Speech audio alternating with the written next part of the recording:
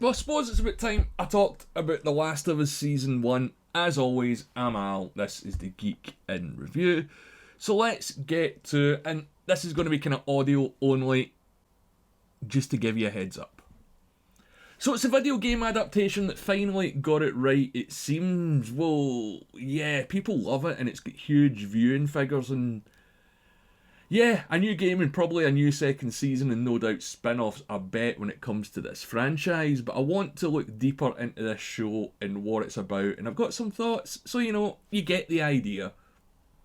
But first of all, just to say, thanks for taking the time to choose to watch this video. I really appreciate it, and if you've got a second, leave a like and subscribe to the channel as well. So you've probably seen the show, and you know the setup: fungus virus spreads, the world ends, humanity survives, and it's not so great. So you know the setup: fungus virus spreads, the world ends, humanity, all that stuff, it's not so great. You've probably seen the show, so as I said, I'm not going to focus too much on the story, but a girl is bitten, finds out she's immune, so the quest is on to take her somewhere so she can maybe save the world. But this isn't really a side questing storyline, despite the fact that that's kind of what a video game is. It's an exploration of two characters coming to terms with their past in a post-apocalyptic world. And that's one of the big points that I want to bring up here. It's more about the characters rather than the world that these characters live in. And I'm just going to get it out the way. I've not played the game, and honestly, I really like the show, but I don't get the hype for it. I'm not saying it's bad, it looks great and it's got some fantastic performances, but I'm just not as on board as everyone seems to be. I don't know if that's relating to me not playing the game, because everyone I know that has really enjoyed it a lot more than I did. And I was kind of shocked going into this, because the first couple of episodes start with flashbacks. And the first two are a pretty decent setup. It all starts well with a fall, and then we get a 20-year time jump. So we did miss quite a lot of the story, and I'm surprised that we didn't get to see more of what Joel and Tommy were up to in those 20 years, because they mention it quite a bit throughout the season, but we don't see it. And generally, I think the flashbacks in this show were misused, not overused.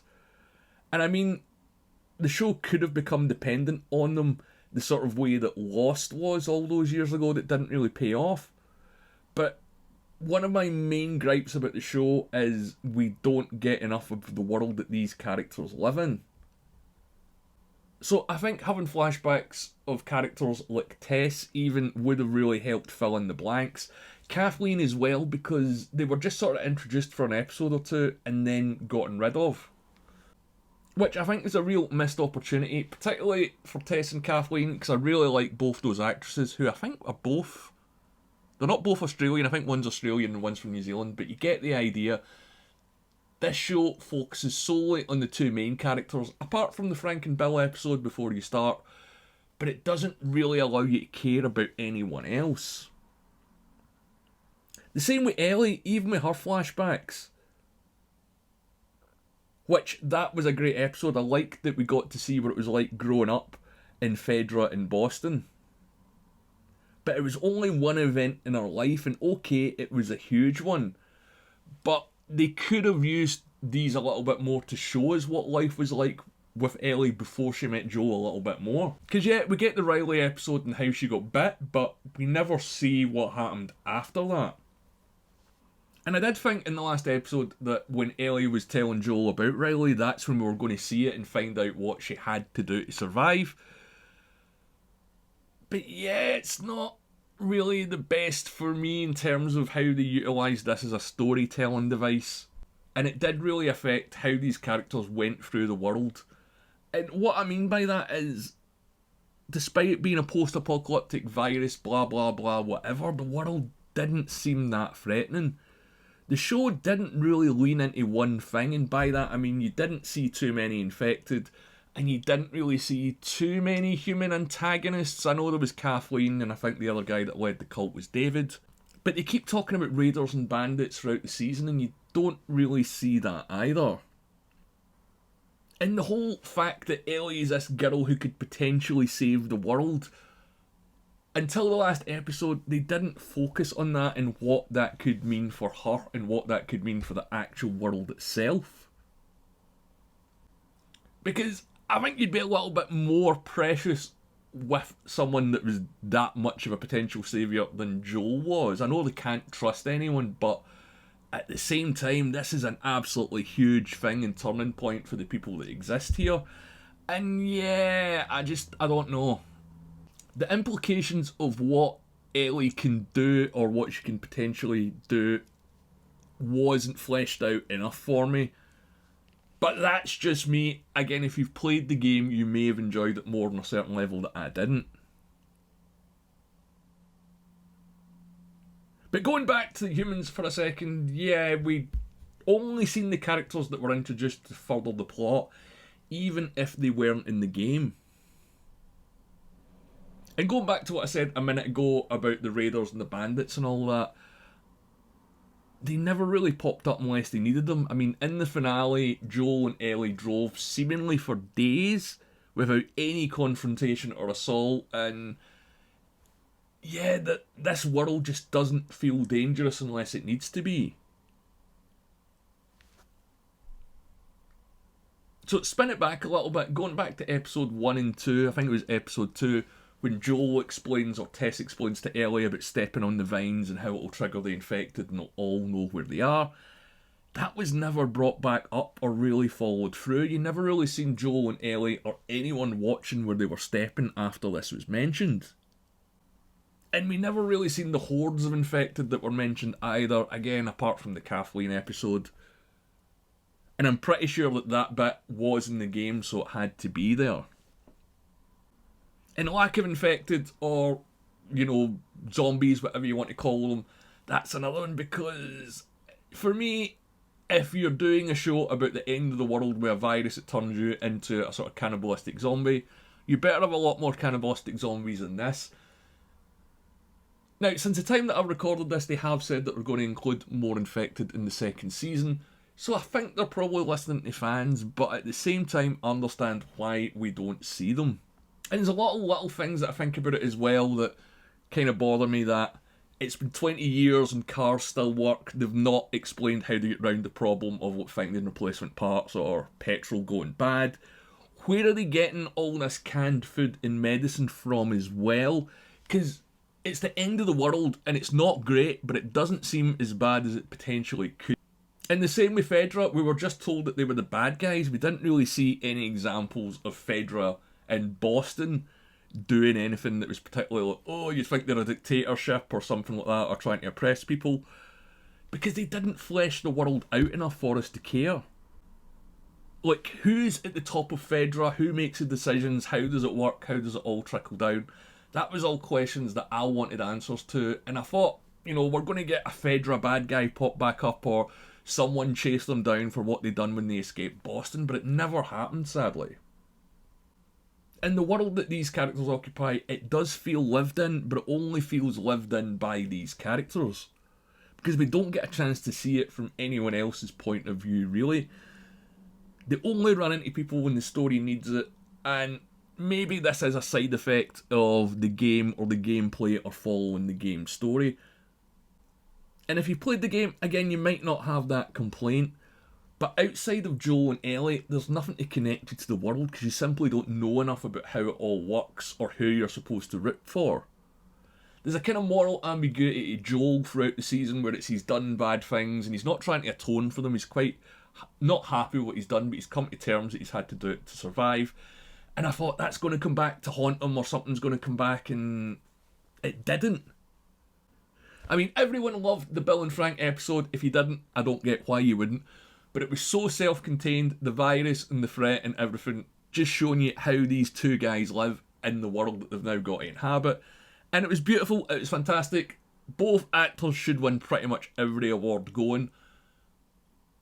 But when it comes to the show and the story, the fact that the strongest episode doesn't tie to the main story and doesn't include the two main characters is quite a big thing to me. I don't know about you, let me know what you think in the comments below.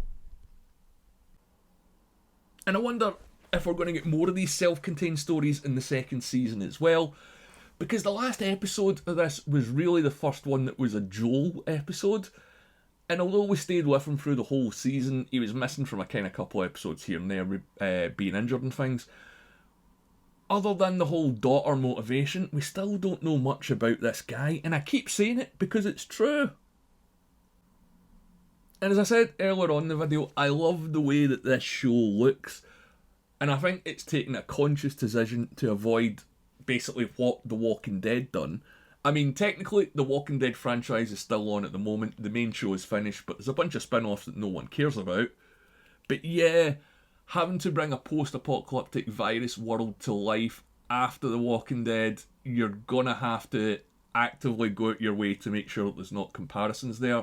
And I think the lack of infected and the sort of infected kill of the week that The Walking Dead done, not doing that was very smart, but also kind of maybe cost them a bit of interest when it comes to some people, because you want zombies in a zombie world, do you not?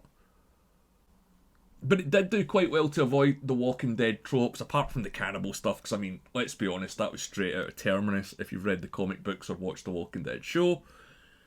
But I like that they brought that element into it, because these people would be desperate, and people would be desperate, and they do desperate things. The whole arc with the Cult of Cannibals should have been a two-parter.